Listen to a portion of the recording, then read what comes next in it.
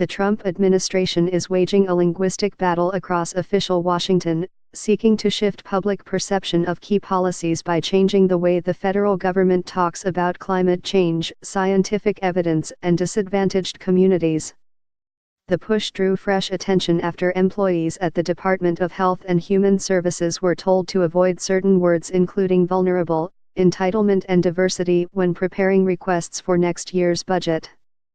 But the effort to disappear certain language and replace it with other terms is much broader, sparking resistance from career officials in federal agencies, outside experts, and congressional Democrats. Climate change, for example, has for months presented a linguistic minefield. References to it have been purged repeatedly at the Environmental Protection Agency and the Interior Department. And in late summer, the Office of Juvenile Justice and Delinquency Prevention issued a language guidance document to employees and contractors bearing a column of words and phrases to be avoided, alongside a column of acceptable alternatives.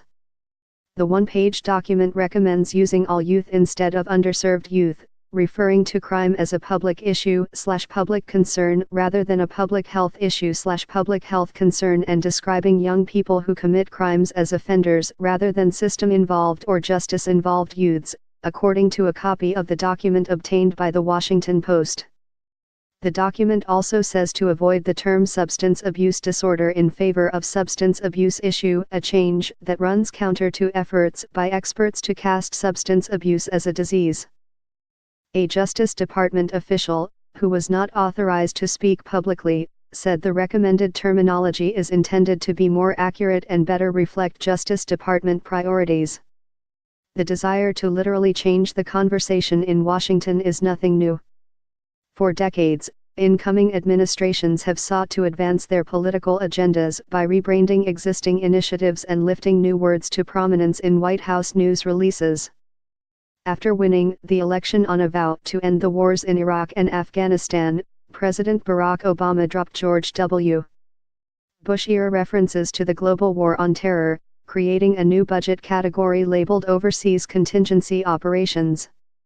Meanwhile, Obama appointees at HHS abandoned the term unaccompanied alien children, replacing it with unaccompanied minors. The current administration has reverted to alien children, which is statutory language. But even in the context of this historical tug-of-war, the chasm between President Donald Trump's top deputies and the federal workers charged with carrying out government policies appears particularly wide. The administration correctly understands that they are battling a hostile bureaucracy, said Barry Bennett, a GOP consultant who advised the president during last year's general election campaign. The left likes to think that words are very important, particularly if it's words they don't like. Well, the right thinks that, too.